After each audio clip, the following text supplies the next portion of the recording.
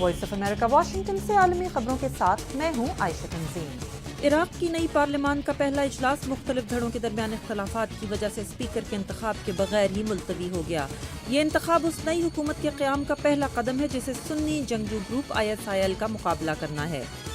غزہ سے اتوار کو فائر کیے گئے 18 راکٹوں کے جواب میں آج الصبح اسرائیلی فضائیہ نے غزہ پر 34 حملے کیے ہیں، جبکہ اسرائیل کا یہ بھی کہنا ہے کہ وہ حماس سے غرب اردن میں 3 اسرائیلی نوجوانوں کے اغوا اور قتل کا بدلہ لے گا۔